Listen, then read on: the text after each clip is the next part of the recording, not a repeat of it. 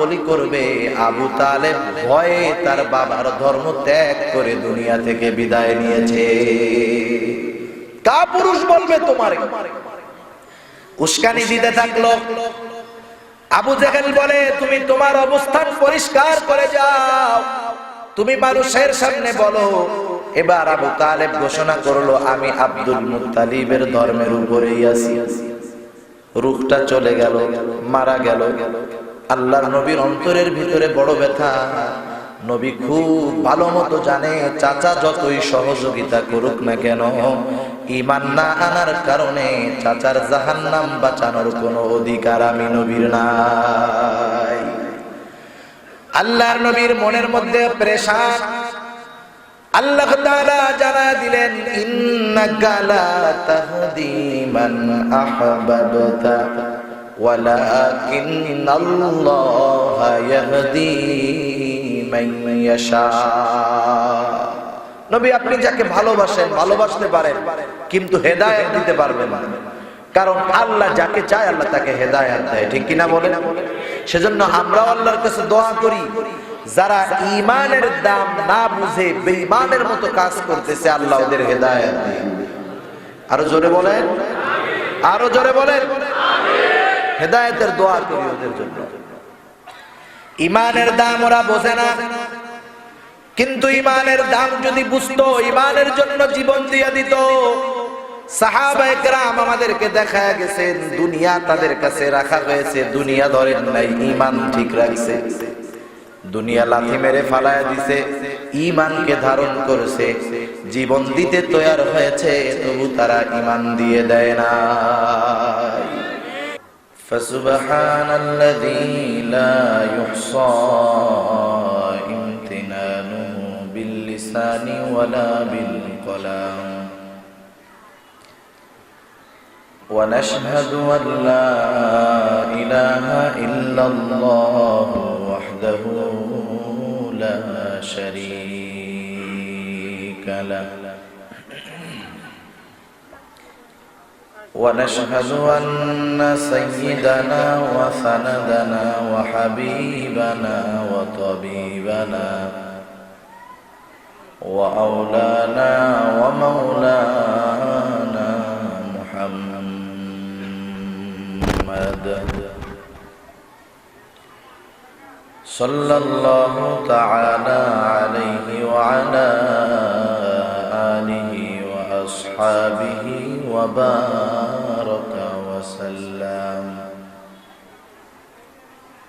وبارك وسلم تسليما كثيرا كثيرا.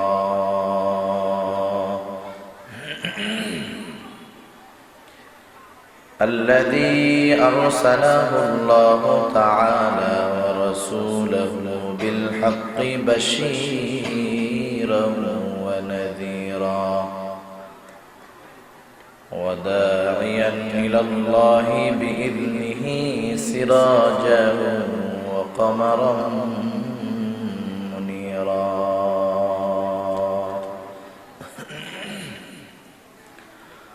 أما بعد فأعوذ بالله من الشيطان الرجيم. بسم الله الرحمن الرحيم.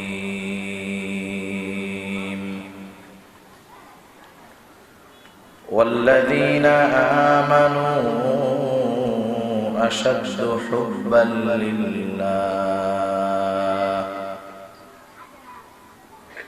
وقال تعالى النبي أولى بالمؤمنين من أنفسهم. صدق الله العلي العظيم وصدق رسوله النبي الكريم. ونحن على ذلك من الشاهدين والشاكرين والحمد لله رب العالمين.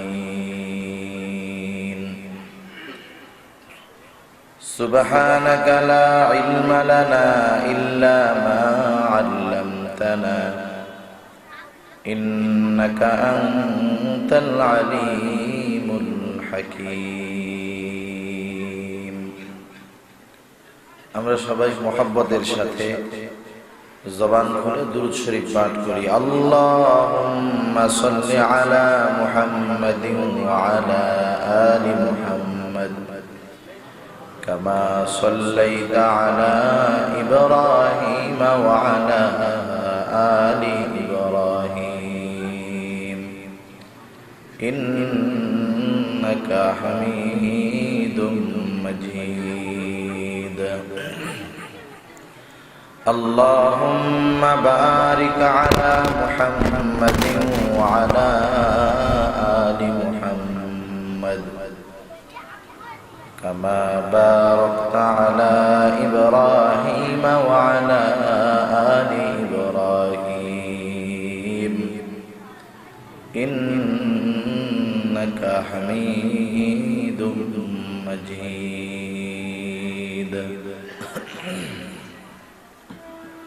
محمد نے آکر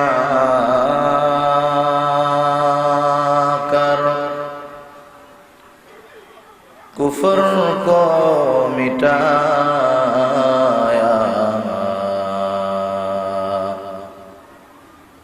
کفر کو مٹا کر صداقت کو بتایا بلغ العلا بکمالہ كشف الدجى بجماله حسنت جميع خصاله صلوا عليه وآله আল্লাহর মহব্বতে সবাই জবান খুলে একটু জিকির করি লা ইলাহা ইল্লাল্লাহ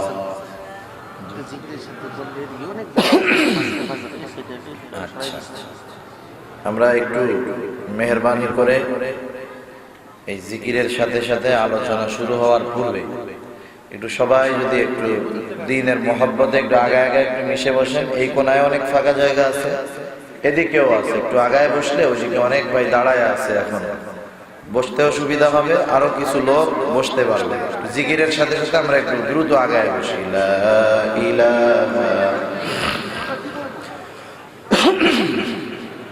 একটু দ্রুত আগায় আগায় বসেন, একটু মিশে মিশে বসেন লা ইলাহা ইল্লাল্লাহ।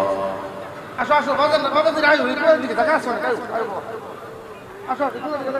আসেন সবাই একটু আসেন, একটু আগায় আগায় বসেন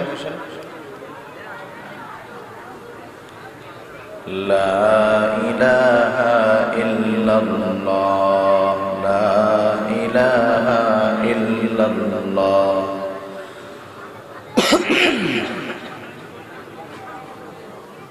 আসেন সবাই একটু আগে আগে বসেন, দ্রুত আসেন, একটু মিশে মিশে বসেন, আগে আগে বসেন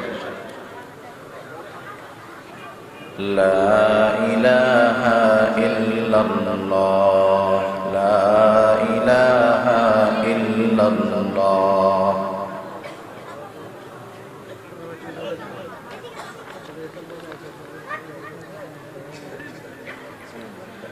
লা ইলাহা ইল্লাল্লাহ মুহাম্মাদুর রাসূলুল্লাহ সাল্লাল্লাহু আলাইহি ওয়াসাল্লাম।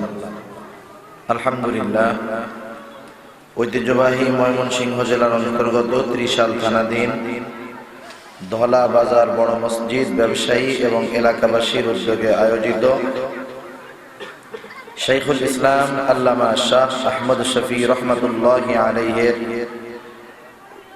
স্মরণে ইসলাহি বয়ান ও দোয়ার মাহফিলের সম্মানিত শ্রদ্ধেয় সভাপতি, আমন্ত্রিত উলামায়ে কেরাম, সামনে উপস্থিত মুরব্বিয়ানে কেরাম, সমবয়সী যুবক বন্ধু, স্নেহের ছোট ভাই এবং পর্দার অন্তরালে অবস্থানরত সম্মানিত শ্রদ্ধেয় মা ও বোন, দয়াময় আল্লাহ রাব্বুল আলামিনের দরবারে অগণিত শুকর যে মহান মালিক আমাদের হায়াতে বরকত দিয়ে সুস্থ রেখে এতক্ষণ পর্যন্ত হযরতুল আল্লাম মাওলানা মুফতি হামায়েতুল ইসলাম সাহেব হাফিজাহুল্লাহ হযরতের জবান থেকে বহুত দামি কথা আপনারা শ্রবণ করতেছিলেন। আমিও কিছু দ্বীনি কথা আপনাদের সাথে মুযাকারা করার লক্ষ্যে মহান আল্লাহ তাআলার তৌফিকে সুস্থ অবস্থায় এখানে আসতে পেরেছি। যে আল্লাহ সুবহানাহু ওয়া তাআলা আমাদেরকে এমন একটি মোবারক মজলিসে আসার, বসার, দ্বীনি আলোচনা শ্রবণ এবং করবার সুযোগ করে দিলেন, সেই মহান মনিবকে খুশি করার জন্য মহব্বতের সাথে জবান খুলে অন্তর থেকে আমরা একবার কালিমাতুশ শুকর পাঠ করি, আলহামদুলিল্লাহ। অগণিত দুরূদ ও সালাম সাইয়্যিদুল আম্বিয়া, আশরাফুল আম্বিয়া, খাতামুল আম্বিয়া, বিশ্বনবী, শেষ নবী, শ্রেষ্ঠ নবী মুহাম্মদুর রাসূলুল্লাহ সাল্লাল্লাহু আলাইহি ওয়াসাল্লামের প্রতি।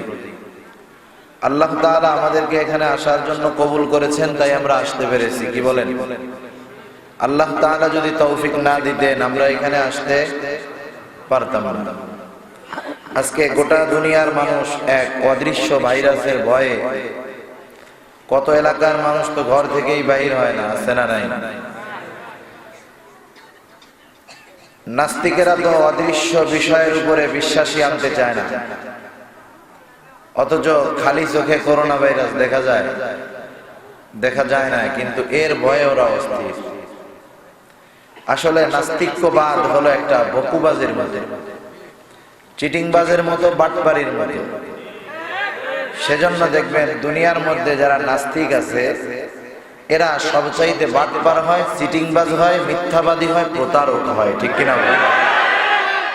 এটা গোটা দুনিয়ার নাস্তিকদের অভ্যাস। নাস্তিকদের স্লোগান হলো যে আমার প্রথম পরিচয় হলো আমরা মানুষ, আমরা মানবতাবাদী, আমরা প্রকৃতিবাদী। এটা হলো তাদের কথা আর কি, আমরা বস্তুবাদী। এই নাস্তিকেরা এক এক সময় তাদের পরিচয় এক এক রকম দেয়। কারণ কি? কারণ হলো যে তার নিজের পরিচয়কে অস্বীকার করে সে তো পরিচয়হীন হবে, এটা স্বাভাবিক ব্যাপার। ঠিক কিনা বলেন? এজন্য ও কোনো সময় শান্তি পায় না। ও চিন্তা করে আমি কেমনে আসলাম, কি হবে না হবে, অশান্তি। যেহেতু তার জীবনের কোনো ধারাবাহিকতা নাই, জীবনের কোনো নীতিমালা নাই, জীবনের মধ্যে কোনো অনুশাসন নাই, যার কারণে ওর আচরণ কখনো কুকুরের মতো, কখনো শুয়ারের মতো, বিভিন্ন প্রাণীর মতো আচরণ করে। সব সময় টেনশনের মধ্যে থাকে, কারণ ওর তো কোনো নির্দিষ্ট গন্তব্য নাই। ও বলে মরে যাব, মাটির সাথে মিশে যাব। ঠিক কিনা বলি? আর আমরা তো ইমানদার, আল্লাহ তাআলা মহব্বত করে ভালোবেসে ইমানের মতো দৌলত আল্লাহ তাআলা দান করেছেন। ইমান আনার পরে আমাদের একটা গন্তব্য আছে, আমাদের জীবনের একটা নীতিমালা আছে। ঠিক কিনা? আমরা কি করব, কি করতে পারবো না, কি খাবো, কি খাইতে পারবো না, কোথায় যাব, কোথায় যাইতে পারবো না, বলেন তো ইসলাম এই দিক নির্দেশনা আমাদেরকে দিয়েছে কি দেয় নাই? সেজন্য আমাদের জীবনের একটা এইম আছে, লক্ষ্য আছে।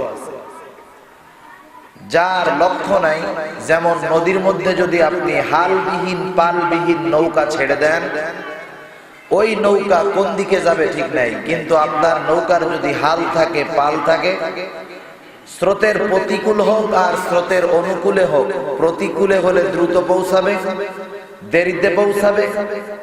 আর যদি স্রোত তার পক্ষে থাকে, অনুকূলে থাকে, দ্রুত পৌঁছাবে। কিন্তু লক্ষ্য ঠিক থাকলে আগে অথবা পরে গন্তব্যে পৌঁছানো যাবে। ঠিক কিনা বলেন? আপনি এখান থেকে 30 সাল যাবেন, আপনি যদি চান বাসে যাইতে পারবেন, সাইকেলে যেতে পারবেন, সিএনজিতে যেতে পারবেন। লক্ষ্য যদি ঠিক থাকে আগে অথবা পরে গন্তব্যে পৌঁছানো যায়। কিন্তু নাস্তিকদের কোনো গন্তব্য নাই, আছে নাকি? গন্তব্য নাই। আমাদের একটা গন্তব্য আছে। দুনিয়ার থেকে আমরা যখন চলে যাব আমাদের মঞ্জিল হবে কবর। এরপরে আমাদের মূল গন্তব্য হলো আল্লাহ তাআলার জান্নাত। ঠিক কিনা? আমরা সবাই জান্নাতে যেতে চাই না?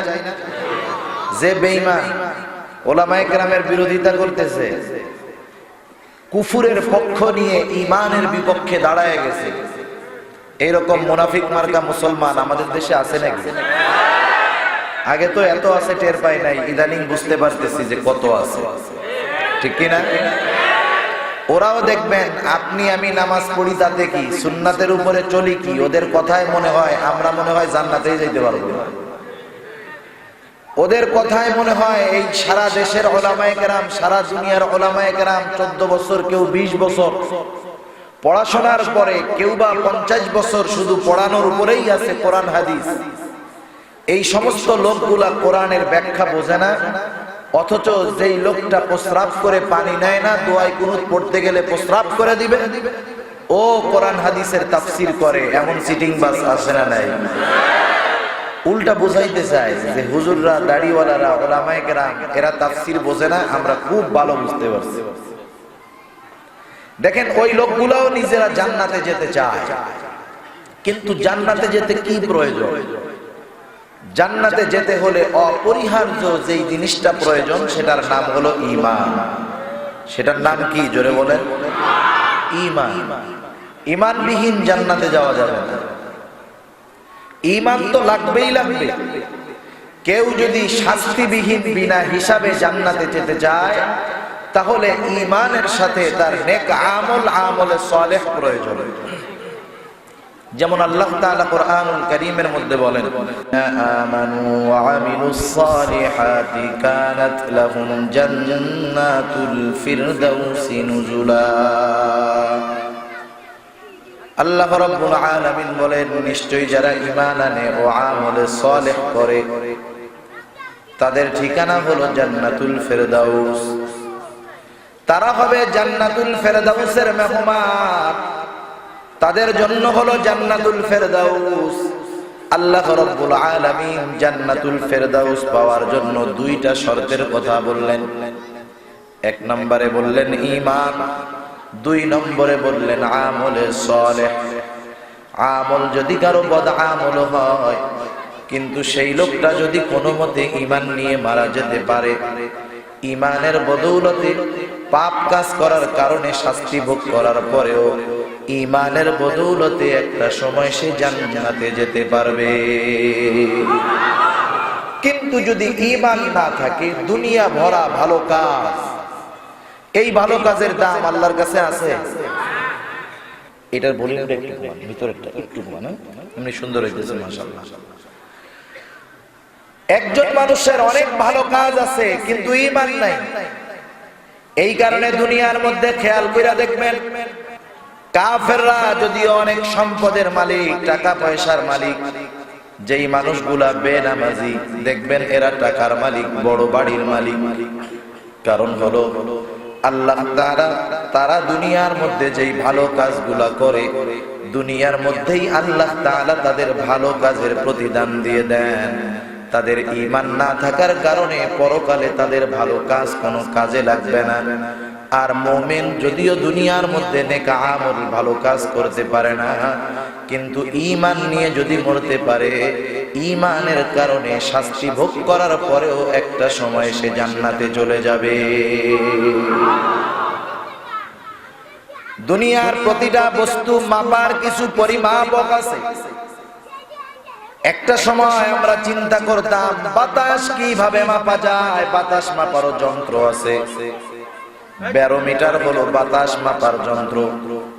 ওই মিটার দিয়ে বোঝা যায় বাতাস এখানে কতটুকু আছে, বাতাসের চাপ কতটুকু। আপনি যদি ধান, শস্য, চাল, গম, স্বর্ণ সব কিছু মাপতে যান, বলেন তো সব কিছু মাপার যন্ত্র আছে না নাই? আরবি ভাষায় আমরা কথা বলি, এটাও মাপার যন্ত্র আছে। সেই জন্য দুনিয়ার অধিকাংশ জিনিস মাপার বস্তু আছে, মাপার পরিমাপক আছে। পরিমাণ নির্ণয় করে বোঝা যায় এই জিনিসটা কতটুকু পরিমাণের, কত দাম। অনুরূপ ভাবে নবী আমার এক হাদিসের মধ্যে আমাদেরকে জানায় দেন ঈমান কতটুকুর কত দাম। মুসলিম শরীফের বর্ণনা, নবী আমার বলেন, যেই লোকটার অন্তরের ভিতরে জবের দ্বারা পরিমাণ কল্যাণ নিহিত আছে, অর্থাৎ ঈমান আছে, এই লোকটা যখন কিয়ামতের ময়দানে ওই জবের দ্বারা পরিমাণ ঈমান নিয়ে আল্লাহর সামনে উপস্থিত হবে, ওই লোকটা যদি দুনিয়ায় বদআমল করে থাকে, আল্লাহ তাআলার কাছে ওই জবের দানা পরিমাণ ইমানের এত দাম, এত দাম। ওই লোকটা যদি পাপের কারণে জাহান্নামীও হয়, ওই জবের দানা পরিমাণ ইমানের কারণে একটা সময় সে জান্নাতের মালিক হয়ে যাবে। এরপরে নবী আমার বলেন, যেই লোকটার অন্তরের ভিতরে গমের দানা পরিমাণ কল্যাণ নিহিত আছে, অর্থাৎ ঈমান আছে, ওই লোকটা যদি পাপীও হয়, পাপের কারণে যদি জাহান্নামীও হয়, আল্লাহ তাআলার কাছে ওই গমের দানা পরিমাণ ঈমানের এত দাম, এত দাম। আল্লাহ তাআলা ওই গমের দানা পরিমাণ ঈমানের বদৌলতে একটা সময় তাকে জাহান্নাম থেকে জান্নাতের মালিক বানায়া দিবে। এরপরে নবী আমার আরো আজীব কথা বলেন। রাসূলুল্লাহ সাল্লাল্লাহু আলাইহি ওয়াসাল্লাম জানায়া দেন, যেই লোকটার অন্তরের ভিতরে যারা পরিমাণ কল্যাণ তথা যারা পরিমাণ ঈমান আছে, এই লোকটা যদি এই যারা পরিমাণ ঈমান নিয়ে আল্লাহর সামনে উপস্থিত হতে পারে, যদি তার বদআমল থাকে, হয়তো বদআমলের কারণে সে জাহান্নামী হবে, শাস্তি পাবে, কিন্তু আল্লাহ তাআলার কাছে ওই যারা পরিমাণ অনুপরিমাণ ঈমানের এত দাম, এত দাম। আল্লাহ তাআলা ওই যারা পরিমাণ ঈমানের বদৌলতে একটা সময় তাকে জাহান্নাম থেকে জান্নাতের বাসিন্দা বানায়া দিবে। বুঝে থাকলে বলেন তো, জান্নাতের দাম বেশি না ঈমানের দাম বেশি? আরো জোরে বলেন, কিসের দাম? ঈমানের দাম বেশি। যারা বুদ্ধিমান মানুষ তারা টার্গেট করে কেমন করে দামিটাকে হাতে নেওয়া যায়, ঠিক কিনা বলেন? এক বাদশার স্ত্রী হলো 4টা। একদিন বাদশার মন মেজাজ খুব ভালো। বাদশার সামনে 4 জন স্ত্রী দাঁড়ায় আছে। বাদশা এবার স্ত্রীদেরকে বলতেছে, ও আমার প্রাণের স্ত্রীরা, আজকে আমার মনটা ভালো, তোমাদেরকে আজকে আমি একটা অফার দিতে চাই। আমার পক্ষ থেকে অফার হলো, তোমাদের যার যা মন চায় সে সেইটার সাথে দাঁড়াবা, সেটা ধরবা, আমি তোমাকে সেইটা প্রদান করে দিব। একজন চলে গেছে স্বর্ণের কাছে, স্বর্ণ গিয়া হাত দিয়া ধরছে, বলে আমার স্বর্ণ প্রিয়, স্বর্ণ চাই। একজন গিয়া দাঁড়াইছে রূপার কাছে, হীরার কাছে, বলে আমি হীরা চাই। আর একজন দাঁড়াইছে পান্নার কাছে, বলে আমি পান্না চাই। আর একজন দাঁড়ায় আছে বাদশার পাশে, সে নড়ে না। বাদশা এবার জিজ্ঞাসা করে, কি ব্যাপার, বোকা নাকি তুমি? ও গেল হীরার কাছে, ও গেল স্বর্ণের কাছে, ও গেল পান্নার কাছে, দামি দামি সম্পদের মালিক হয়ে গেল, তুমি দাঁড়ায় আছো কেন? এইজন বাকি 3 জন টিটকারি করে বলে, ওর মাথায় গিলু নাই তাই দাঁড়ায় আছে। বাদশা এবার বলে, দাঁড়া, ওরে জিজ্ঞাসা করিও কেন দাঁড়ায় আছে। এবার যে বাদশার পাশে দাঁড়ায় আছে বলে, ও বাদশাহ, ওর হীরা প্রয়োজন, হীরার কাছে গিয়া দাঁড়িয়েছে, স্বর্ণ প্রয়োজন, স্বর্ণর কাছে গিয়ে দাঁড়িয়েছে, ওর চুনি পান্না দামি পাথরের প্রয়োজন, তার কাছে দাঁড়াইছে। আমার অত কিছুর প্রয়োজন নাই, আমার প্রয়োজন আপনি বাদশাকে। আপনি বাদশাকে যদি আমি পেয়ে যাই, সবকিছু অটোমেটিক আমার হয়ে যাবে। যে যেটার দাম বোঝে সে সেইটার কাছে যায়, ঠিক কিনা বলেন? আমাদের দেশের অধিকাংশ মানুষ ঈমানের দাম বোঝে না। ঈমানের দাম যদি বুঝতো, ঈমান রক্ষা করার জন্য দুনিয়ার সব কিছু ত্যাগ করতো, ঠিক কিনা বলেন? বরং এদেরকে আপনি পায়ে ধরেও ঈমানের দাম বোঝাতে পারবেন না। ওরা পারলে আমারে আপনারে ঘুষাইয়া ঘাড় মটকাইয়া বেঈমান হবে, ঠিক কিনা বলেন? আমরা ওদেরকে বলি তোমরা সিরাতে মুস্তাকিমের পথে আসো, ওরা বলে তোদের ঘাড় মটকাইয়া আমরা শয়তানের পথে যাব। এখন কেউ যদি নিজের থেকে জাহান্নামে যাইতে চায়, উলামায়ে কেরামের দায়িত্ব হলো আল্লাহ প্রদত্ত কথাগুলা, নবীর যেই দায়িত্ব, উলামায়ে কেরাম আম্বিয়া আলাইহিস সালামের ওয়ারিস, সেই হিসাবে নবীর কথা, আল্লাহর কথাগুলো তাদের কাছে পৌঁছায় দেওয়া, ঠিক কিনা বলেন? দুনিয়াতে এই টেন্ডার আল্লাহ কেউরে দেন নাই যে আমি জান্নাতে নিতে পারবো, জাহান্নামে পাঠায় দিতে পারবো। যদিও বাংলাদেশের কিছু পীর সাহেব আছে এই টেন্ডারবাজি নিয়ে ঘুরে, আছে না নাই? আমার কাছে মুরিদ হও, জান্নাত তোমার জন্য বাজেট, নামাজ রোজা না পড়লেও কোনো অসুবিধা নেই। কিন্তু এই টেন্ডার আমার আপনার নবীকেও আল্লাহ তাআলা দেন না। যদি এই জিম্মাদারি নবীকে দেওয়া হতো যে নবী আপনি যাকে চান জান্নাতে দিতে পারবেন, যাকে চান আপনি জাহান্নামে নিয়ে যাইতে পারবেন, তাইলে আমার আপনার নবীর অন্তর তো এমন, কমপক্ষে উনি দুনিয়ায় থাকা পর্যন্ত একটা বেঈমানও দুনিয়ায় থাকতো না, ঠিক কিনা বলেন? কিন্তু এমনটা হয় নাই। আল্লাহ তাআলা আমার আপনার নবীর হাতে হেদায়েত দেন নাই। যদি এমনটাই হইতো, নবীর আত্মীয় স্বজন অনেক বেঈমান হয়ে মারা গেছে, একটাও বেঈমান হতো না, সব জান্নাতি হয়ে যাইত। রাসূলুল্লাহ সাল্লাল্লাহু আলাইহি ওয়াসাল্লাম মক্কা জীবনে তিনটি বিষয়ের দাওয়াত তার উম্মতের মধ্যে দিয়েছেন। রাসূলুল্লাহ সাল্লাল্লাহু আলাইহি ওয়াসাল্লাম এমন নয়, আমি যেমন আপনাদের এখানে কোনদিন আসি নাই, আজকে হঠাৎ করে আসলাম, আসার পরে আপনাদের সামনে ওয়াজ নসিহত করতেছি। নবী হঠাৎ করে কোন কওমের মাঝে গিয়াই দ্বীন প্রচার করেন নাই। আল্লাহর নবী সর্বপ্রথম যেই এলাকায় দ্বীন প্রচার শুরু করেছেন, ওই এলাকার মানুষের মাঝে তিনি জীবনের 40টা বছর অতিবাহিত করেছেন। যাদের মাঝে তিনি দাওয়াত দিয়েছেন তাদের মাঝে অবস্থান কত বছর? 40 বছর। একটা মানুষ সম্পর্কে খুব ভালো মতো জানতে 40 বছর লাগে? 2-4 মাস এর খুব ভালো মতো জানা যায় যে ওর আখলাক কেমন, ওর চরিত্র কেমন, লোভ কেমন, সব বোঝা যায়। অথচ রাসূলুল্লাহ সাল্লাল্লাহু আলাইহি ওয়াসাল্লাম তাদের মাঝে অবস্থান করেছেন 40 বছর। আমার আপনার নবী মাত্র 20 বছর বয়স। 20 বছর বয়সে মক্কার কুরাইশ কাফেররা আমার আপনার নবীকে উপাধি দিয়ে দিয়েছে আল আমিন। বিশ্বস্ততার উপাধি আমার আপনার নবী পেয়ে গেছেন। শুধু তাই নয়, আমার আপনার নবীর যৌবন ছিল পুত পবিত্র একটা যৌবন। আমার আপনার নবী ছিলেন সবচাইতে সেরা আমানতদার। আমার আপনার নবী কোনদিন একটা মিথ্যা কথা বলেন নাই। যদিও নবী যখন নবুয়তি পাইলেন, কাফেরদেরকে তাওহীদের দিকে আহ্বান করলেন। মক্কার কুরাইশেরা বিরোধিতা করেছে ঠিক, কিন্তু এই কথা বলতে পারে নাই, মুহাম্মদ তুমি এখন দাওয়াত দাও, তুমি তো জীবনে একটা মিথ্যা কথা বলেছো। এই কথা বলতে পারে নাই যে মুহাম্মদ কোনদিন মিথ্যা কথা বলেছে। আল্লাহর নবীর চরিত্রের ব্যাপারে কোনদিন তারা সূচের আগায় পানি উঠলে যতটুকু পানি হবে এতটুকু পরিমাণও আমার আপনার নবীর চরিত্রের ব্যাপারে বলতে পারে নাই। কারণ আমার আপনার নবীর চরিত্র ছিল পুত পবিত্র চরিত্র। আমার আপনার নবী ছিলেন সেরা আমানতদার।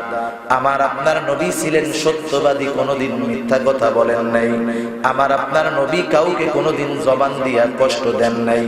এই মানুষটা যখন 40 বছর বয়স হওয়ার পর আল্লাহর আদেশে যখন নিজের কাছের লোকদের মধ্যে দাওয়াত দিলেন যে তোমরা বলো লা ইলাহা ইল্লাল্লাহ তুফলিহুন, সফল হয়ে যাইবা, এই দাওয়াত দেওয়ার সাথে সাথে যেই মানুষগুলা আমার আপনার নবীর চরিত্রের ব্যাপারে সার্টিফিকেট দিল, সেই মানুষগুলাই নবীর বড় দুশমন হয়ে গেল। বলেন তো 40 বছর আগে, নবীজির 40 বছর বয়স হওয়ার আগে আল্লাহর নবী তাদের জন্য যতটুকু উপকার করেছেন, নবুয়তি পাওয়ার পরে অগণিত গুণ বেশি উপকার করতে চেয়েছেন, ঠিক কিনা বলেন? কারণ 40 বছর আগে নবী তাদেরকে জান্নাতের পথে ডাকেন নাই, জাহান্নাম থেকে ফেরানোর চেষ্টা করেন নাই। কিন্তু 40 বছর বয়সে আমার আপনার নবী তাদেরকে জান্নাতের পথে ডাকলেন, জাহান্নামের পথ থেকে ফিরাইতে চাইলেন। দুনিয়ার নিয়মটাই এমন, আপনি যখন কাউকে বড় উপকার করবেন, অধিকাংশ ক্ষেত্রেই দেখা যাবে যার উপকার করলেন সে আপনার বড় ক্ষতি করে দিবে। এটা অধিকাংশ ক্ষেত্রে দুনিয়ার মধ্যে চলছে। রাসূলুল্লাহ সাল্লাল্লাহু আলাইহি ওয়াসাল্লাম কত বড় কল্যাণ চাইলেন তাদের। আল্লাহর নবীর দাওয়াত তো তারা গ্রহণ করলো না, নবীর তিনটা দাওয়াতের প্রথম দাওয়াত ছিল তাওহীদের দাওয়াত।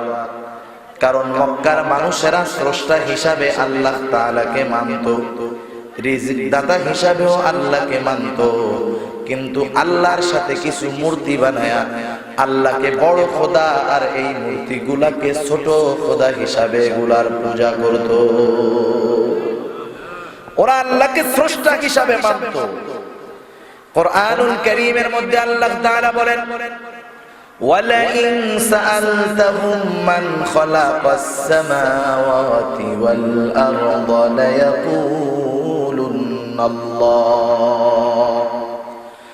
আল্লাহ রাব্বুল আলামিন বলেন, নবীকে আপনি যদি তাদেরকে জিজ্ঞাসা করেন মান খালাকাস সামাওয়াতি ওয়াল আরদ, আসমান এবং জমিনের স্রষ্টাকে, আল্লাহ তাআলা এই শব্দের সাথে দুইটা তাকিদ যোগ করে বলেন, অবশ্যই অবশ্যই তারা বলবে আসমান এবং জমিনের স্রষ্টা হলেন আল্লাহ।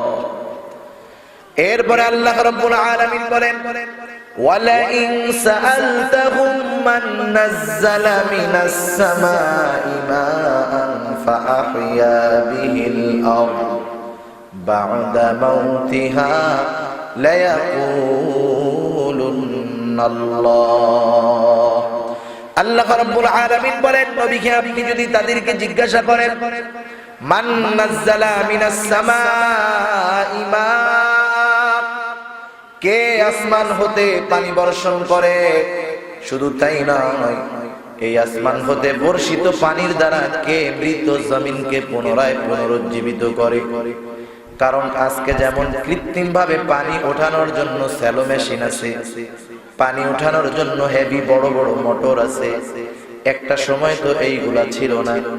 ওই মুশরিকরাও আসমানওয়ালার আসমানি পানির জন্য অপেক্ষায় থাকতো।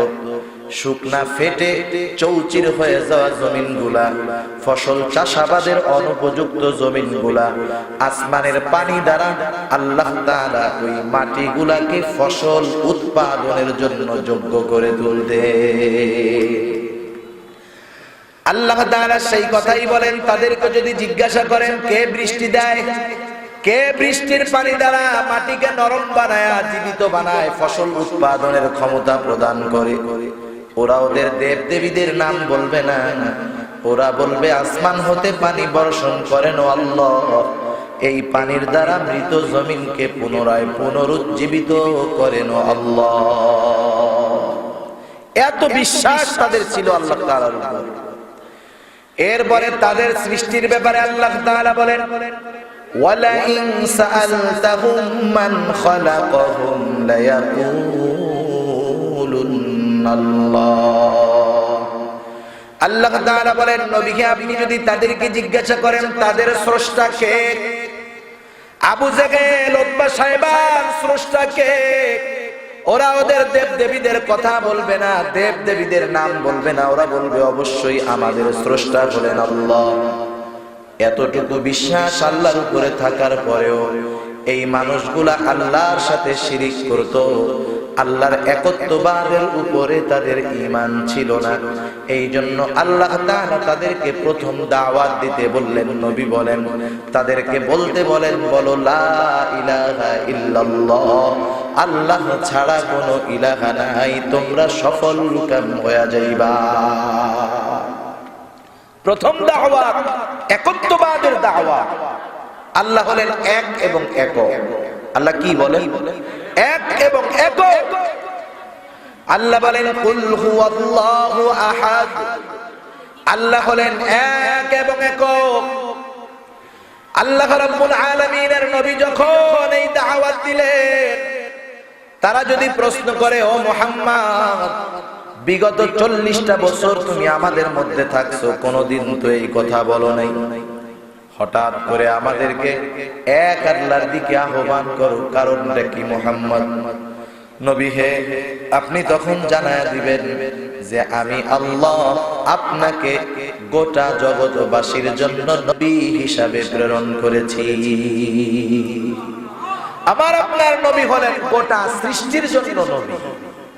আল্লাহ তাআলা বলেন নবীকে আপনি বলেন কুল ইয়া আইয়ুহান নাসু ইন্নী রাসূলুল্লাহি ইলাইকুম জামিআ।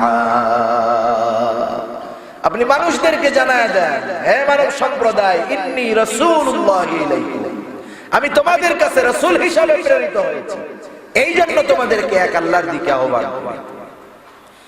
এখন যদি তারা প্রশ্ন করে মুহাম্মদ এক আল্লাহকে যদি মেনে নেই, তোমার নবুয়তি যদি মেনে নেই, তোমাকে নবী হিসাবে যদি মেনে নেই, লাভ কি, না মানলে ক্ষতি কি? আল্লাহ তাআলা এবার দিলেন তৃতীয় বিষয়ের দাওয়াত, আপনি তাদেরকে দিয়ে দিবেন। তারা যদি আল্লাহকে এক বলে স্বীকার করে নেয়, আপনাকে যদি নবী বলে মেনে নেয়, আখিরাতে তাদের ঠিকানা হবে জান্নাত। আর যদি আমাকে এক না মানে, আপনাকে যদি নবী না মানে, আখিরাতে তাদের ঠিকানা হলো জাহান্নাম। এতটুকু কথার দাওয়াত আল্লাহর নবী দিলেন 13টা বছর। নবী যখন প্রাথমিক দিকে দাওয়াত দিলেন, কাফেরেরা দাওয়াত গ্রহণ তো করেই না, বরং আমার আপনার নবীকে কতভাবে অত্যাচার, কতভাবে কষ্ট দিয়েছে। সিরাতের কিতাব সামনে নিয়ে যদি কেউ সেগুলা পড়ে, পাথর হৃদয়ের মানুষেরও চোখ দিয়া টপ টপ করে পানি পড়তে থাকবে। কত কষ্ট দেওয়া হয়েছে তাদের। সেজন্য দ্বীনি কাজে সবচাইতে কঠিন অবস্থার মুখোমুখি হয় আম্বিয়া আলাইহিস সালাম। রাসূলুল্লাহ সাল্লাল্লাহু আলাইহি ওয়াসাল্লাম বলেন, আশাদ্দুন নাসি বালা আল আম্বিয়া সুম্মাল আমসালু ফাল আমসাল।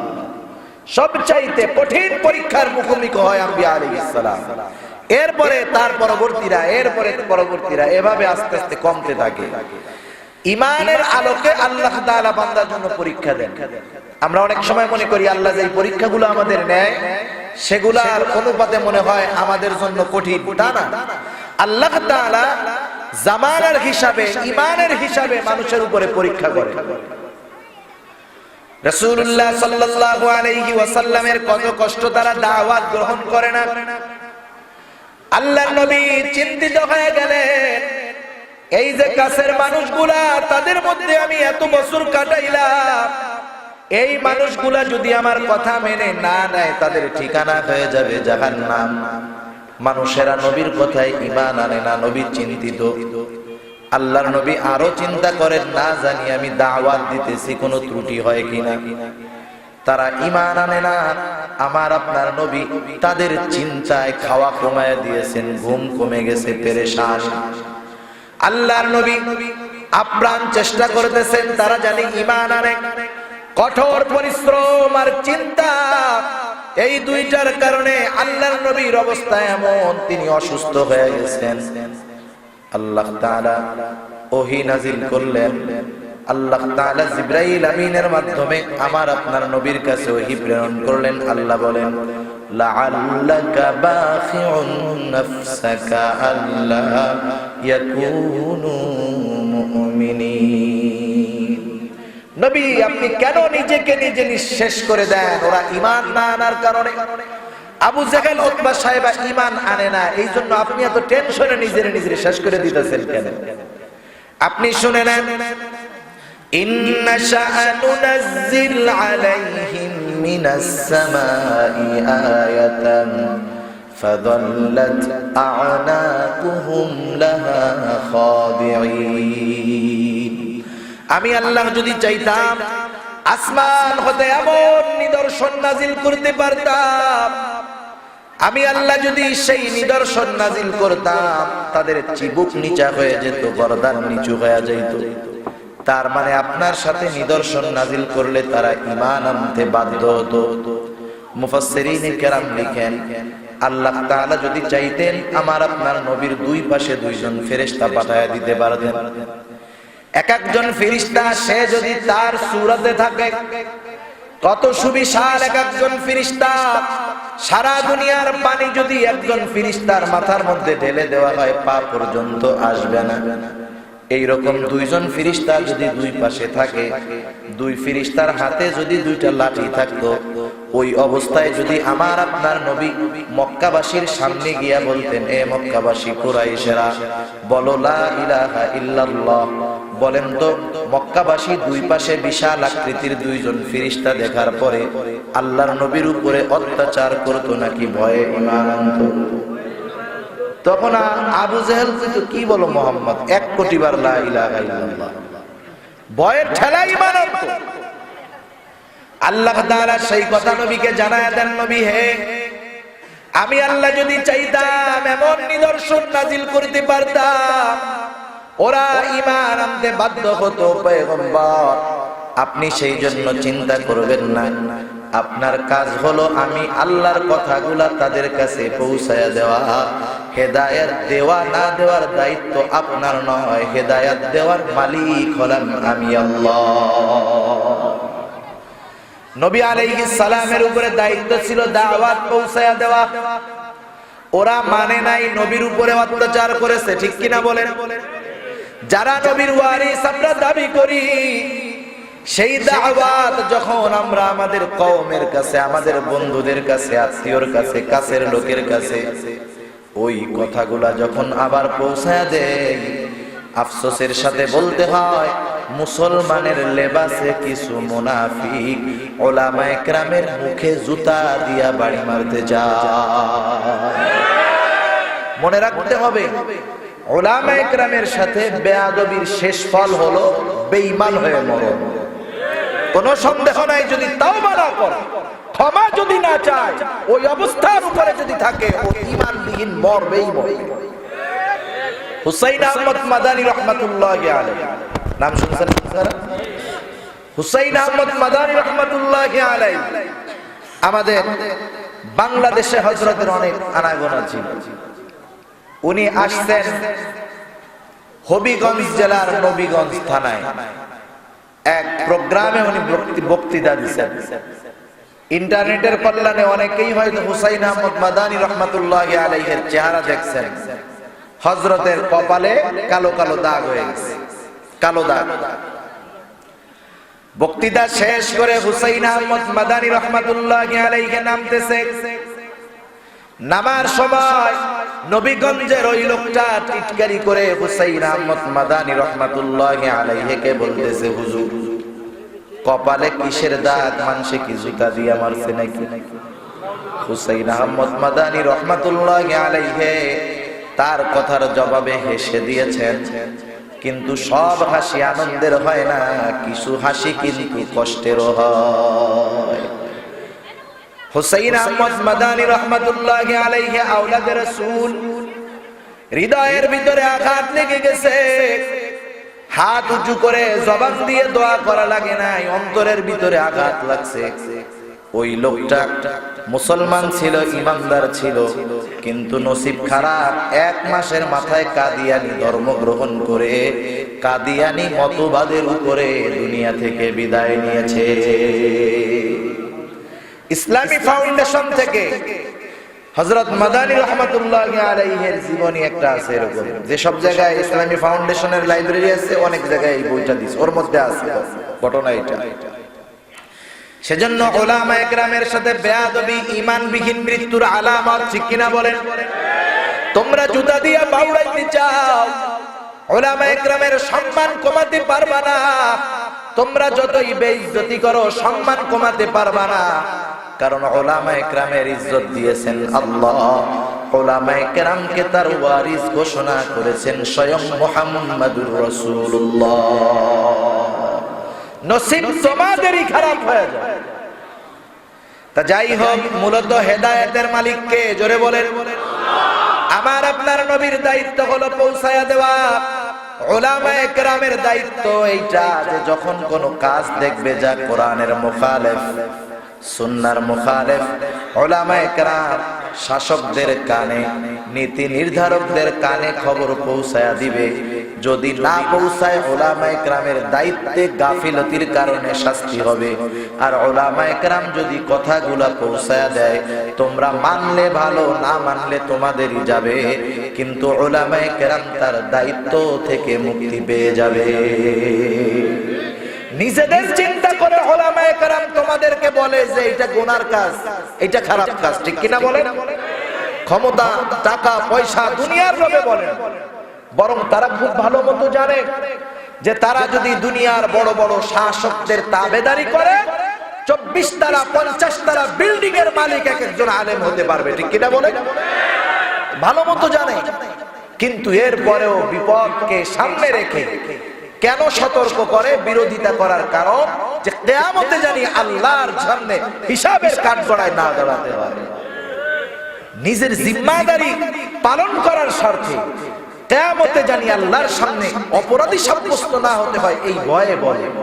আর তোমরা সেইটারে কোন দিকে ঘুরায়া নিয়ে উলামায়ে কেরামকে অপবাদ দাও, দুঃখ তো লাগে, স্বাভাবিক ব্যাপার, ঠিক কিনা বলিনা? সেজন্য নবী হেদায়েতের মালিক ছিলেন না, উলামায়ে কেরামও হেদায়েতের মালিক না। রাসূলুল্লাহ সাল্লাল্লাহু আলাইহি ওয়াসাল্লামের চাচা আবু তালেব যখন মরণাপন্ন অবস্থায় একেবারে অন্তিম সময়, রাসূলুল্লাহ সাল্লাল্লাহু আলাইহি ওয়াসাল্লাম কামনা করতেছেন, আহারে চাচা যদি শুধু বলতো লা ইলাহা ইল্লাল্লাহ তাহলে তো কাজ হয়ে যাইত। যখন একেবারে অবস্থা সংকটময়, আমার আপনার নবী আবু তালেবকে বলে, ও চাচা আপনি শুধু বলেন লা ইলাহা ইল্লাল্লাহ, বাকি বিষয়ের জন্য কিয়ামতে আমি আল্লাহর সামনে আপনার জন্য সুপারিশ করব। ওইখানে উপস্থিত আবু জেহেল এবার আবু তালেবের কাছে এসে বলে, ও আবু তালেব, তুমি যদি মরার আগে বলি করবে, আবু তালেব ভয়ে তার বাবার ধর্ম ত্যাগ করে দুনিয়া থেকে বিদায় নিয়েছে। তা পুরুষ বলবে তোমারে? উস্কানি দিতে থাকলো। আবু জেহেল বলে, তুমি তোমার অবস্থান পরিষ্কার করে যাও, তুমি মানুষের সামনে বলো। এবার আবু তালেব ঘোষণা করলো, আমি আব্দুল মুত্তালিবের ধর্মের উপরেই আছি। রূহটা চলে গেল, মারা গেল। আল্লাহর নবীর অন্তরের ভিতরে বড় ব্যথা। নবী খুব ভালো মতো জানে, চাচা যতই সহযোগিতা করুক না কেন, ঈমান না আনার কারণে চাচার জাহান্নাম বাঁচানোর কোনো অধিকার আমি নবীর নাই। আল্লাহর নবীর মনের মধ্যে পেরেশান। আল্লাহ তাআলা জানায়া দিলেন, ইন্নাকা লা তাহদি মান আহবাবতা ওয়ালাকিন্নাল্লাহা ইয়াহদি মান ইয়াশা। নবী আপনি যাকে ভালোবাসেন, ভালোবাসতে পারেন, কিন্তু হেদায়েত দিতে পারবেন না, কারণ আল্লাহ যাকে চায় আল্লাহ তাকে হেদায়েত দেয়, ঠিক কিনা বলেন? সেজন্য আমরা আল্লাহর কাছে দোয়া করি, যারা ঈমানের দাম না বুঝে বেঈমানের মতো কাজ করতেছে, আল্লাহ ওদের হেদায়েত দেন। আরো জোরে বলেন, আরো জোরে বলেন, হেদায়েতের দোয়া করি ওদের জন্য। ঈমানের দাম ওরা বোঝে না, কিন্তু ঈমানের দাম যদি বুঝতো, ঈমানের জন্য জীবন দিয়ে দিত। সাহাবায়ে কেরাম আমাদেরকে দেখায়া গেছেন, দুনিয়া তাদের কাছে রাখা হয়েছে, দুনিয়া ধরেন নাই, ঈমান ঠিক রাখছে। দুনিয়া লাথি মেরে ফালায়া দিছে, ঈমানকে ধারণ করেছে, জীবন দিতে তৈয়ার হয়েছে, তবু তারা ঈমান দিয়ে দেয় না। এমন অবস্থার তৈরি হয়েছে যে ওই অবস্থায় তার ঈমানকে মৌখিকভাবে গোপন করার মতো সুযোগ ছিল, এতটুকু সুযোগ তারা গ্রহণ করে নাই। রাসূলুল্লাহ সাল্লাল্লাহু আলাইহি ওয়াসাল্লামের সাহাবী খলিফাতুল মুসলিমিন হযরত ওমর রাদিয়াল্লাহু তাআলা আনহুর সময়, তৎকালীন সময়ের অন্যতম পরাশক্তি রোম। এই রোমের সাথে সর্বপ্রথম মুসলমানদের সম্মুখ যুদ্ধ হয়। এর আগে রোমের সাথে যুদ্ধের কথা ছিল তাবুক যুদ্ধ, কিন্তু আল্লাহ তাআলা আমার আপনার নবী সহ সেনাবাহিনী দূরে থাকতেই রোমকদের মধ্যে আল্লাহ তাআলা আমার আপনার নবীর ভয় তৈরি করে দিয়েছিল। বিনা যুদ্ধে ওই যুদ্ধে মুসলমানেরা জয়ী হয়। সর্বপ্রথম মুখোমুখি যুদ্ধ হয় হযরত ওমর রাদিয়াল্লাহু তাআলা আনহুর সময়। রোমের সম্রাট গোয়েন্দা প্রধানকে ডেকে বলে, ও গোয়েন্দা, যেহেতু মুসলমানদের সাথে এর আগে আমরা সরাসরি কোনো যুদ্ধে অংশগ্রহণ করি নাই, সেই জন্য মুসলমান সেনাবাহিনীর ব্যাপারে আমাদের ধারণা কম। প্রতিপক্ষের সাথে যদি লড়াইয়ে জিততে হয়, প্রতিপক্ষের সৈন্যবাহিনীর সম্পর্কে ধারণা থাকার প্রয়োজন। তুমি এক কাজ করো, চতুর্দিক থেকে মুসলমানদের বিজয়ের খবর শুনি, কোন কারণে তারা বিজয় লাভ করে একটু খবর আইনা আমারে দাও। মুসলমানদের সমরাস্ত্র কেমন, সংখ্যায় কেমন, ট্রেনিং কেমন, সব খবর আমারে দিবা। গোয়েন্দা প্রধান সব রিপোর্ট নিয়ে বাদশার কাছে হাজির।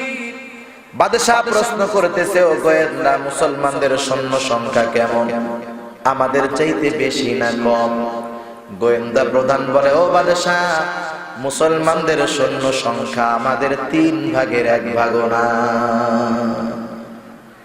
অস্ত্র কেমন, আধুনিক অস্ত্র নাকি? বলে না, আমাদের তো অস্ত্র ভান্ডারে আছে বর্তমান দুনিয়ার সবচাইতে আধুনিক অস্ত্র, কিন্তু মুসলমানদের অস্ত্র তো আধুনিক নাই। তাহলে সৈন্যগুলা কি বিশেষ প্রশিক্ষণ প্রাপ্ত নাকি? বলে তাও না। তাইলে সৈন্যগুলার কি বেতন ভাতা ফ্যাসিলিটি বেশি দেয় নাকি? বলে তাও না।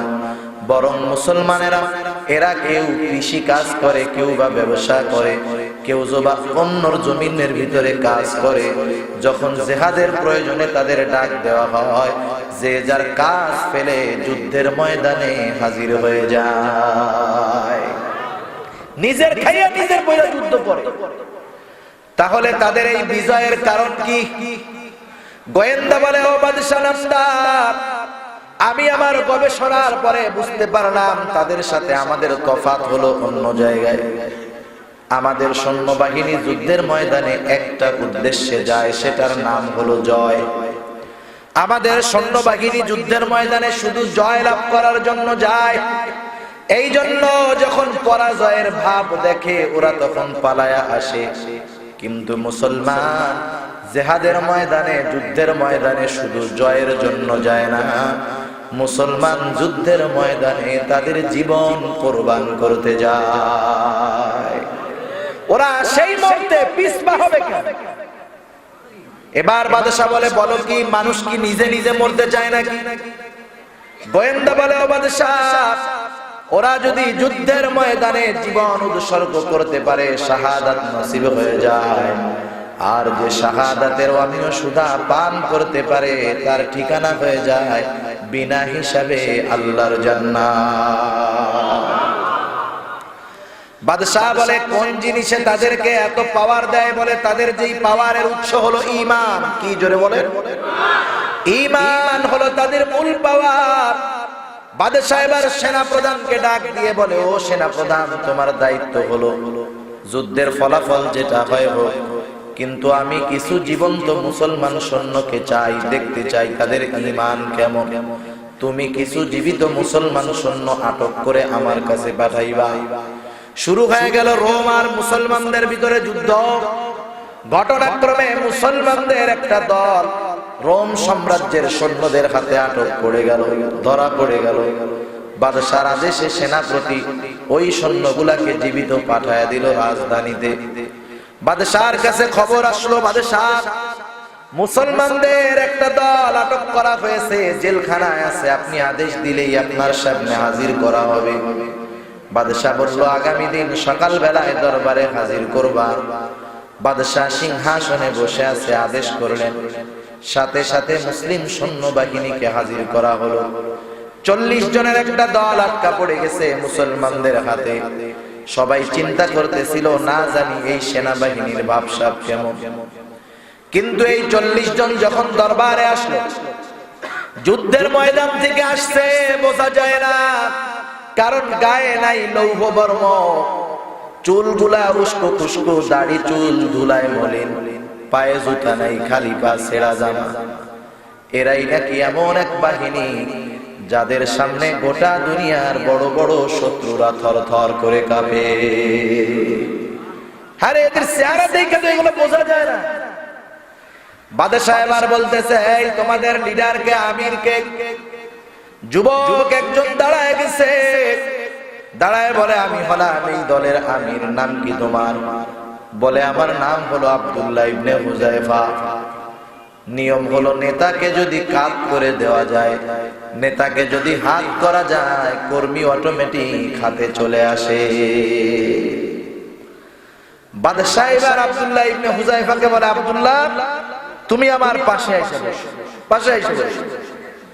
রোম সাম্রাজ্যের অধিপতি, তৎকালীন সময়ের অন্যতম সুপার পাওয়ার এই রোম সম্রাটের পাশের চেয়ারে বসতে পারা এটা তো সাধারণ ভাগ্যের ব্যাপার।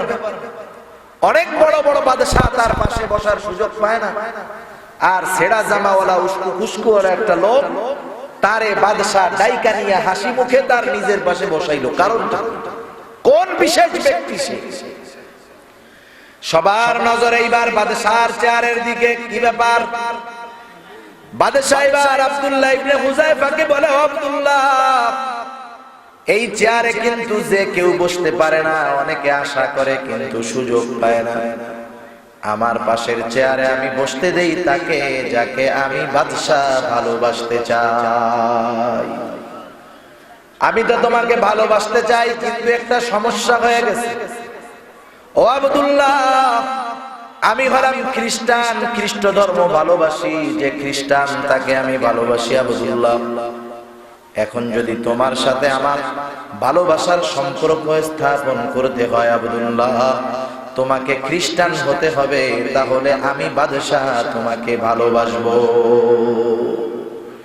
ও আব্দুল্লাহ শুধু ভালোবাসবো তা নয়, এক নাম্বার খ্রিস্টান হওয়ার কারণে আমার ভালোবাসা পাইবা, দুই নাম্বার আমি তোমাকে মুক্তি দিয়ে দিব, তিন নাম্বার আমার জেলখানায় যত মুসলমান কয়েদি আছে সবগুলোকে আমি মুক্তি দিয়ে দিব, চার নাম্বার আমার ঘরে সুন্দরী ষোড়শী যুবতী একটা কন্যা, সেইটাকে তোমার সাথে বিবাহ দিয়ে দিব, পাঁচ নাম্বার আমার সালতানাতের আমার সাম্রাজ্যের অর্ধেক আমি তোমার নামে লিখে দিব, ছয় নাম্বার আমার মৃত্যুর পরে তুমি বাকি অর্ধেকের মালিক হইবা, তুমি হয়ে যাবে এই বিশাল রোম সাম্রাজ্যের একচ্ছত্র অধিপতি।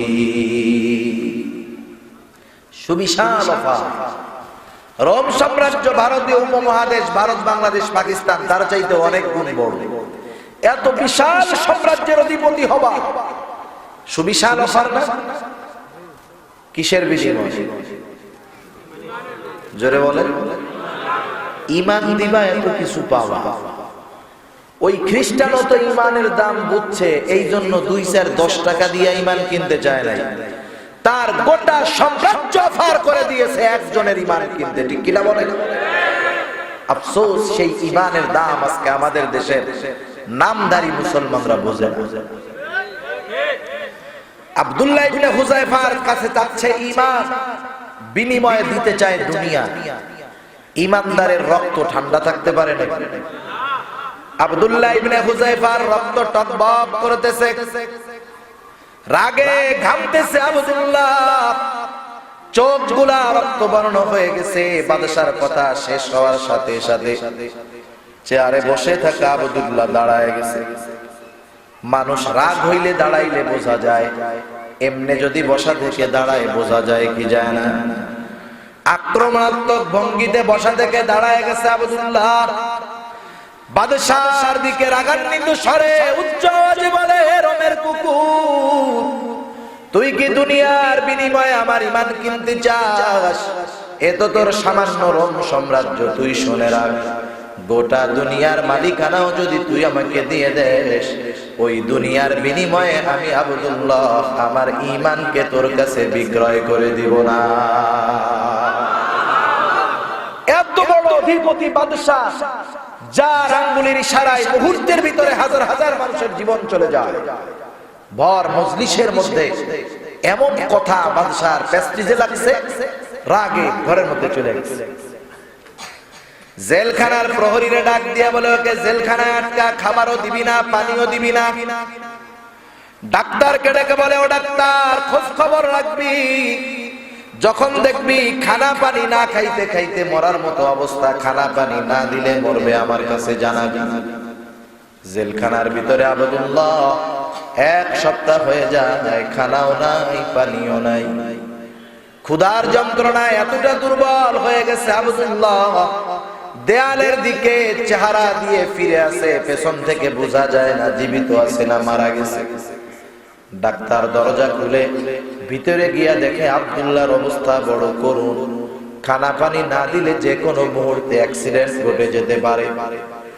ডাক্তার চলে গেছে বাদশাহর কাছে, গিয়া বলে বাদশাহ আব্দুল্লাহর অবস্থা কিন্তু খারাপ, এখন যদি খানা পানি না দেওয়া হয় যে কোনো মুহূর্তে আব্দুল্লাহ দুনিয়া থেকে চলে যাইতে পারে।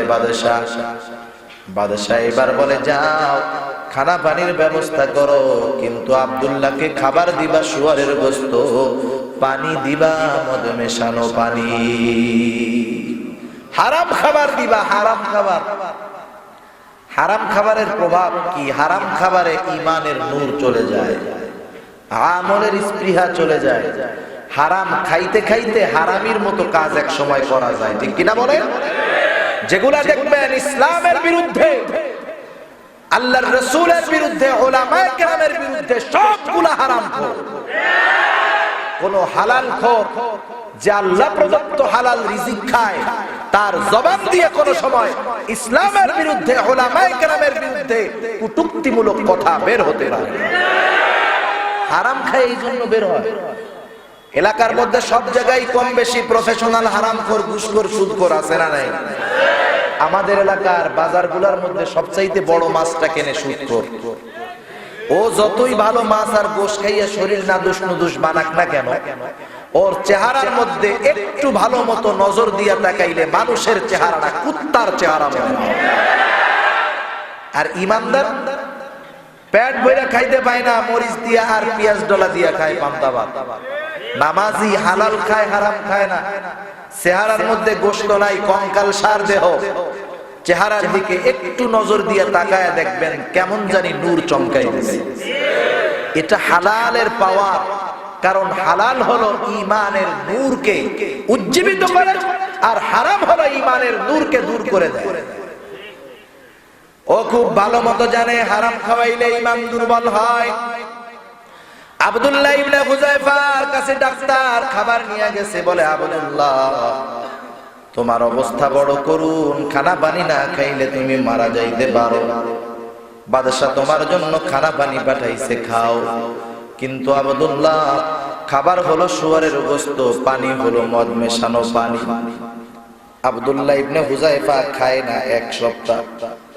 এমন অবস্থা হয়ে গেছে, মুখ দিয়া কথার আওয়াজ বের হয় না, ঠোঁট নড়ে। যখন কানের মধ্যে আওয়াজ গেছে, খাবার হিসাবে আব্দুল্লাহর জন্য আসছে শুয়ারের গোশত। এইবার যদিও পেটের মধ্যে খানা নাই, কিন্তু ঈমানি শক্তিতে বলিয়ান হয়ে গেছে আব্দুল্লাহ। কারণ ঈমানের শক্তি হলো এমন শক্তি, যেই শক্তির জন্য পেটে খাবার থাকা লাগে না। কিছুদিন আগে যখন ফ্রান্স রাষ্ট্রীয় পৃষ্ঠপোষকতায় আমার আপনার নবীর ব্যঙ্গচিত্র একে অপমানের অপচেষ্টা করেছে, ওই সময় যে আন্দোলনগুলা হলো দল মত নির্বিশেষে, আমরা দেখেছি অনেক বেনামাজি যুবক মিছিলের আগে ওরে জিজ্ঞাসা যদি করা হইতো, বেটা তুই তো জুম্মার নামাজও ঠিক মতো পড়িস না, কিন্তু তুই নবীর মোহাব্বতে মিছিলে হাজির হইলি কারণ কি? হয়তো যুবকটা জবাব দিবে, হুজুর হয়তো শয়তানের ধোঁকায় পড়ে নামাজ পড়ি না, রোজা রাখি না, গুনার কাজ করি, কিন্তু যত যাই হোক ঈমান তো একটু হলেও আছে। আমি জীবিত থাকতে নবীর বিরুদ্ধে এমন কাজ করবে সহ্য হয় না, প্রয়োজনে নবীর জন্য জীবন দিব, তবু পিছপা হব না।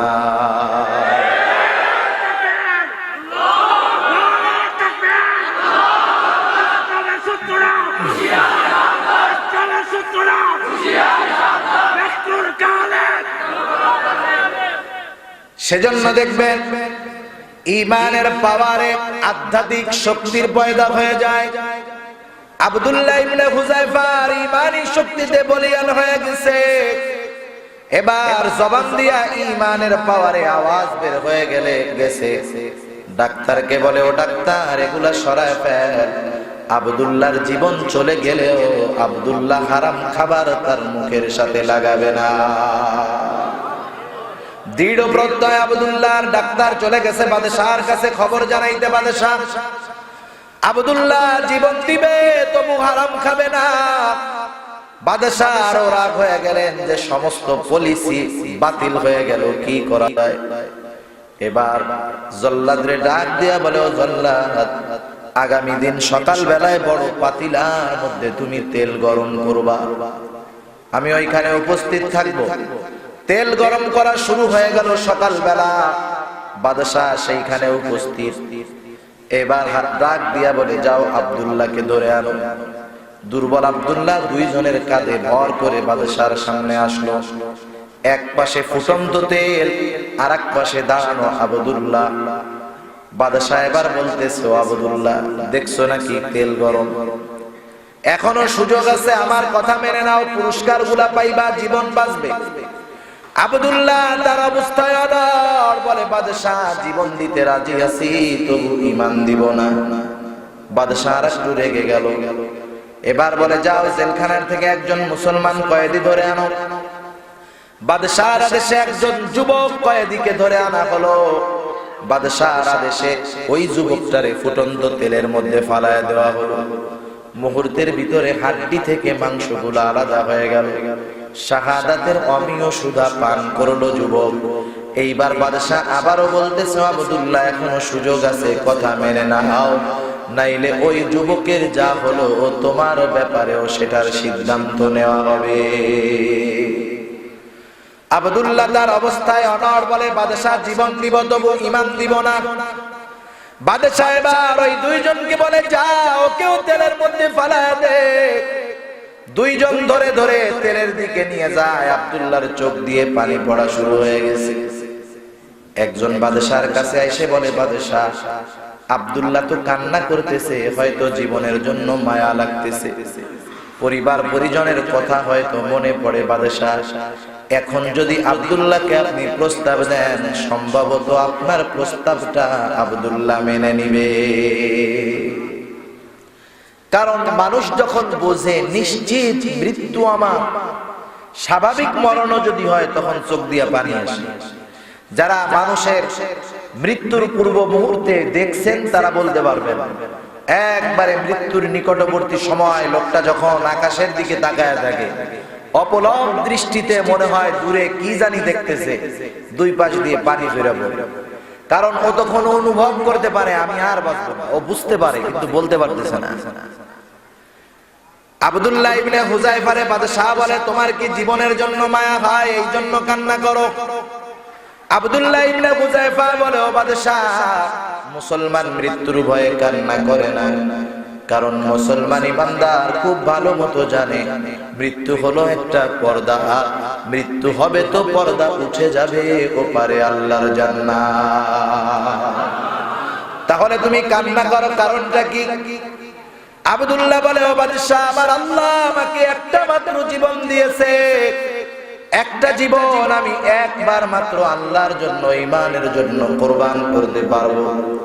আমার তো মন চায় আমার আল্লাহ আমাকে শত শত জীবন দিবে, আর এই শত শত জীবন আমি শত শতবার আল্লাহর জন্য কোরবান করে দিব। তারা ঈমানের দাম বুঝতে পেরেছে বিদায় শত জীবন পেলেও ঈমানের জন্য কোরবান করতো, ঠিক কিনা বলেন? আর আমাদের দেশের মানুষের অবস্থা হলো এমন, ঈমান হারানোর জন্য তারা জীবন দিতে কোরবান করতে তৈয়ার, ঠিক কিনা? পুরাই মুখালিফ। এর কারণ হলো ওই মানুষগুলার দ্বীনি জ্ঞান না থাকার কারণে ঈমানের দাম তারা বোঝে না। সাহাবায়ে কেরাম ঈমানের জন্য শত্রুকে বুকের মধ্যে জড়ায় দিয়েছে। একজনের ঘটনা হয়েছে যে জাহেলিয়াতের সময় তার বাপরে একজন হত্যা করছে, বাপের হত্যাকারীরা আর খুঁজে টুজে পায় না। এবার তো লোকটা ঈমান আনছে, হঠাৎ একদিন বাপের হত্যাকারীর সাথে দেখা হয়ে গেছে, পেছন দিক দিয়া গলার সাথে তরবারিটা ঠাইসা ধরছে। তোরে এত বছর ধরে খুঁজি পাই না, আমার বাবার হত্যাকারী তুই, আজকে করিস, তোর থেকে প্রতিশোধ নেওয়া হবে, ছাড় নাই। ওই হত্যাকারী পেছনের দিকে ঘুরে দেখে, হায় রে, এ তো সেই লোক যার বাপরে হত্যা করছি, আজকে আর ছাড় নাই। সাথে সাথে ওই হত্যাকারীও বলতেছে, ভাই আমাকে মাফ করে দাও, আমি ঈমান আনলাম, আমি পড়লাম লা ইলাহা ইল্লাল্লাহু মুহাম্মাদুর রাসূলুল্লাহ।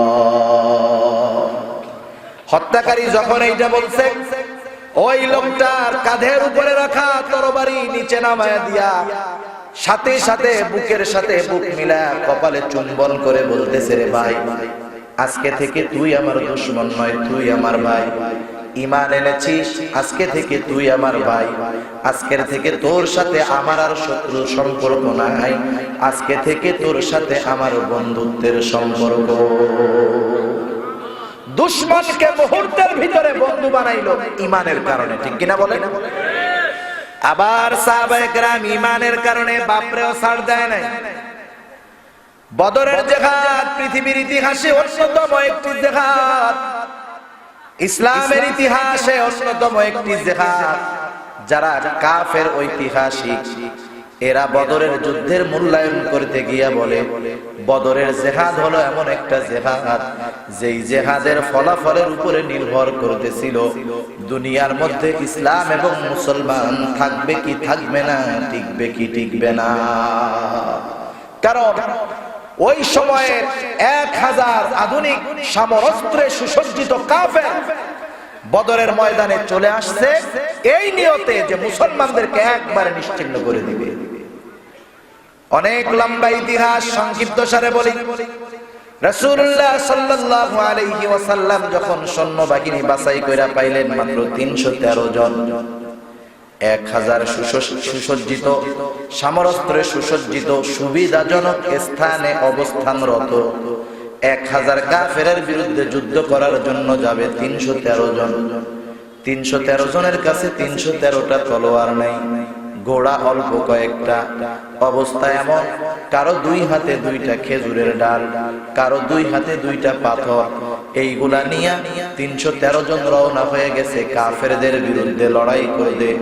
ওই 313 জনের কাছে হয়তো দুনিয়ার কোনো অস্ত্র ছিল না, কিন্তু তাদের ঈমান এমন পাওয়ারফুল ছিল, ওই সময় যদি তারা গোটা দুনিয়ার বিরুদ্ধে লড়াই করত, তাদের ঈমানের সামনে গোটা দুনিয়া পরাজিত হতে বাধ্য হয়ে যেত। ঈমানের শক্তিতে বলিয়ান হয়ে বদরের ময়দানে গেছে 313 জন। এই 313 জনের মধ্যে একজনের নাম হলো আবু উবাইদা ইবনে জাররাহ রাদিয়াল্লাহু তাআলা আনহু। আবু উবাইদা যুদ্ধের ময়দানে গিয়া দেখে তার বাবা জাররাহ, যে ছিল কাফের, জাররাহ কাফেরদের সাথে মুসলমানদের বিপক্ষে যুদ্ধ করার জন্য আসছে। অনেকদিন পর বাবাকে দেখলো আবু উবাইদা। বাবাকে দেখার পরে বাবার প্রতি একটু পিতৃ মোহাব্বত অন্তরে জাগ্রত হয়ে গেল। কারণ ইসলাম হলো এত সুন্দর, ইসলাম বলে তোমার মা বাবা যদি কাফের হয়, তুমি ওই মা বাবার সাথে ভালো আচরণ করবা, খারাপ আচরণ করতে পারবা না। শুধু তাই নয়, আল্লাহ তাআলা বলেন, ওয়া ইন জাহাদাকা আলা আন তুশরিকা বিমা লাইসা লাকা বিহি ইলম ফালা তুতি'হুমা ওয়া সাহিবহুমা ফিদ দুনিয়া মা'রুফা। আল্লাহ তাআলা বলেন, তোমার মা বাবা যদি অজ্ঞতার কারণে আমি আল্লাহর সাথে শিরক করার জন্য তোমাকে জোর জবরদস্তি করে, এমত অবস্থায় তুমি কি করবা? কারণ শিরক হলো সবচাইতে বড় জুলুম। আল্লাহ বলেন, ইন্নাশ শিরকা লাযুলমুন আযীম। শুধুমাত্র আরেকজনের জমি জোরপূর্বক দখল করে খাওয়াই জুলুম না, প্রতিটা অন্যায়, প্রতিটা পাপ হলো জুলুম। আর সব জুলুমগুলোর মধ্যে সবচাইতে বড় জুলুম হলো আল্লাহর সাথে শিরক করা। সেই আল্লাহ বলতেছে, শিরক করলে কেমন বেজার হয় আল্লাহ। আল্লাহ তাআলা বলেন, ইন্নাল্লাহা লা ইয়াগফিরু আন ইউশরাকা বিহি ওয়া ইয়াগফিরু মা দুনা যালিকা লিমান ইয়াশা। আল্লাহ বলেন, সব গুনাহ আমি চাই, যারটা মাফ করে দিব, কিন্তু শিরকের গুনাহ আমি আল্লাহ মাফ করব না। সেই আল্লাহ বলতেছে যদি তোমার মা বাবা আমি আল্লাহর সাথে শিরক করার জন্য জোর জবরদস্তি করে তুমি কি করবা? আল্লাহ এক নম্বরে বলেন ফালা তুতিউহুমা, তোমার মা বাবার এই আদেশের আনুগত্য করবা না। কারণ আল্লাহর নবী বলেন লা তাআতা লিমাখলুকিন ফি মাসিয়াতিল খালিক। অথচ এর বিপরীত হয় বেশি। আল্লাহর নবী বললেন খালেকের নাফরমানি করে মাখলুকের আনুগত্য করা যাবে না।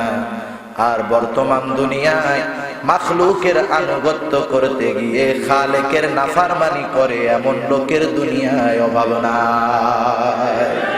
আল্লাহ বেজার হবে না খালি খালি নেই। এখন এই মা বাবা তো শিরক করতে বললো, শিরক করলাম না, কিন্তু মা বাবা কেন বললো পাওয়ার ক্রিয়েট করা যাবে না? আল্লাহ তাআলা বলে তাদের উপরে জোর জুলুম করতে পারবা না, খানা বন্ধ করতে পারবা না। কি করবা? দুনিয়ার মধ্যে তুমি যেটা করবা শুনে নাও, ওয়াসাহিবহুমা ফিদ দুনিয়া মা'রুফা। ওই মা বাবার সাথেও তুমি দুনিয়ার মধ্যে ভালো আচরণ করবা। সুবহানাল্লাহ বলেন। আবু উবাইদা বাপকে দেখাওয়ান করে ভালোবাসা জেগে গেছে, এতে দোষের কোনো কিছু নাই। আবু উবাইদা চিন্তা করছে বাপের থেকে সরে সরে যুদ্ধ করব, নিয়ত কইরা যুদ্ধের ময়দানে নেমে গেছে। নিয়ত আমরা করতে পারি, কিন্তু নিয়ত পূরণ করেন কে? আওয়াজ দিয়ে বল। আল্লাহ তাআলা চান আজকে বাবার সন্তান মুখোমুখি হয়ে যাবে। হঠাৎ করে বাবার সন্তান মুখোমুখি হয়ে গেছে। আবু উবাইদা বাবাকে সামনে দেখে উঁচু তরবারিটা নিচে নেমে গেছে। আবু উবাইদার বাবা জাররাতু কাফের। কাফেরের অন্তরের ভিতরে থাকে ভয়, কাফেরের অন্তরের ভিতরে থাকে কপটতা, কাফেরের অন্তরের ভিতরে থাকে অবিশ্বাস। ও চিন্তা করছে ছেলে তো আমার ধর্ম থেকে চলে গেছে, বিশ্বাস নাই। এবার সন্তানের উপরে তরবারি চালায় দিছে। আবু উবাইদার নিচু তরবারি উঁচু হয়ে গেছে। বাপ বেটার লড়াই, নিজের হাতে নিজের বাবাকে দুনিয়া থেকে চিরতরে বিদায় করে দিয়েছে। এই যে বাপরে দুনিয়া থেকে বিদায় করলো, দুনিয়ার কোন ক্ষমতার নেশায়, টাকা পয়সার নেশায়, প্রভাব প্রতিপত্তি সম্পদের জন্য, দুনিয়ার কোন স্বার্থে নয়, ঈমানের জন্য। ঠিক কিনা বলেন? কঠিন কাজ। বর্তমান দুনিয়ায় বাবার টাকা না পাইলে বাবারে হত্যা করে এমন ঘটনা আছে না নাই?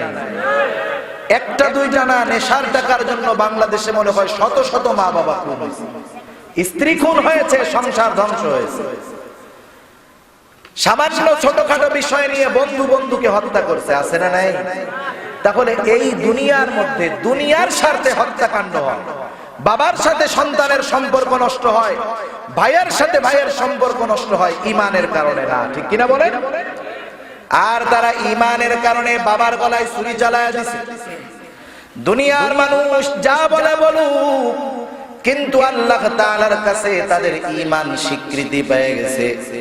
এই ঘটনার আলোকে আল্লাহ রাব্বুল আলামিন কোরআনুল কারীমের মধ্যে আয়াত নাযিল করে জানায়া দেন, লা তাজিদু কওমান ইউমিনুনা বিল্লাহি ওয়াল ইয়াউমিল আখির ইউআদ্দুনা মান হাদ্দাল্লাহা ওয়া রাসূলাহু ওয়ালাউ কানু آباءهم أو أبناءهم أو إخوانهم أو عشيرتهم أولئك كتب في قلوبهم الإيمان।